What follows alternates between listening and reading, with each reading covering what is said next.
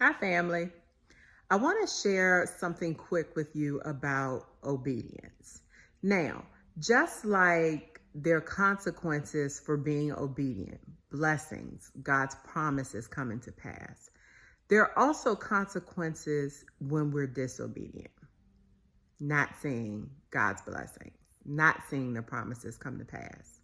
And I want to read, let me share with you Deuteronomy 28 verse 2 from the English Standard Version. It says, "And all these blessings shall come upon you and overtake you if you obey the voice of the Lord your God." That's the key to blessings. If you obey the voice of the Lord your God. Sometimes we can feel like, well, why am I not being blessed? Why aren't things working out the way I thought they should? We have to go back and check to see, were we obedient to every single instruction that God gave us? Or did we miss something? Did we unintentionally miss a step? Did we not hear him correctly? And also checking to see, did I hear him, and did I only just do a part of what he instructed me to do and not everything? Because even partial obedience is disobedience. We don't pick and choose what we want to do when it comes to God's instructions. When he gives us an instruction, he gives us an instruction because he can see things and he knows things that we don't know and we can't see. So when you follow step 1 of the instruction, that gets you to step 2. And when you complete step 2, it gets you to step 3 and to step 4 and to step 5.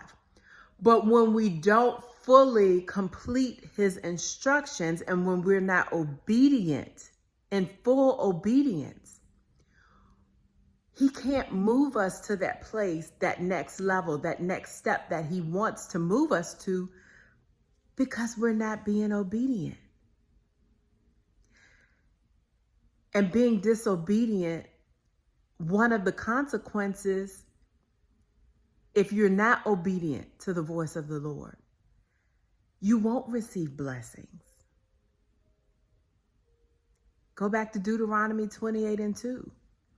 If you obey the voice of the Lord your God, all of these blessings will come upon you and overtake you. So obedience, many times we're missing that part.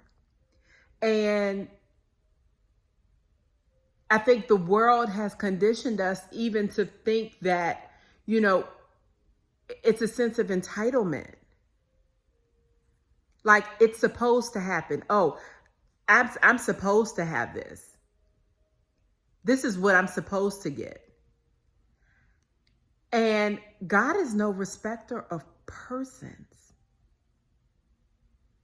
But what he does expect from us as his children is for us to be obedient and follow his instructions. That's the consequence of being obedient. The blessings that will overtake you. When we talk about obedience versus disobedience, I can remember when I was like in my mid-20s, and I was dating a guy. Don't get all churchy and religious now. But I was dating a guy, and one of the things before I began dating, my parents had to meet the individual. So my dad was a preacher, and he met this guy, and when I saw his face, I knew just from looking at him, I'm like, this is not it. But I still continued to talk to this guy, knowing what my dad discerned about this guy. And I can remember, like, after we went out and I came back home and my dad's like, I don't like him. There was no fluff. I don't like him. And he's like, that's not you, not you. So of course I'm thinking, oh, well, you just, of course he would always talk to God about everything when it came to his girls, his wife, everything. So he's like, that's not it, sweetheart, that's not it. Leave it alone, leave it alone, leave it alone. So of course, at my age, thinking, oh, you just don't want me to, you don't want me to date anybody, and no one will ever be good enough. And Dad doesn't understand. He's looking at me as his little girl. And this is the thing, when I talk about obedience, this is why I'm sharing this story. So my dad had already told me whatever God has showed him, and he was quick. God always showed him, he had a strong sense of discernment. So when my dad said, leave it alone, I was disobedient, and I still continued to see this guy. And I tell you, every single time we went out, something happened. It was always something with my car. So we would get to a location, and I remember one time I had a flat tire. Fortunately, he knew how to change the tire and put the spare on. I can remember one time we were driving, and I think like a rock or something hit the windshield of the car. Every single time I went out with this guy, I always had issues with my car. And I'm like, what in the world is it with this car? And I'm thinking it's the car. So I can remember this was the last and final time I went out with this guy because of what happened during us going out. So we went out and my car was it was new. And I start the car up. The car doesn't cut on. And I'm like, what in the world? I'm like, is this a new car that has like this sensor, or is there something going on? So I kept trying to start the car up, and the car would not come on. And I'm like, okay, so here we are, we're at the restaurant and the car's not coming on. And here I am now like, okay, what am I going to do?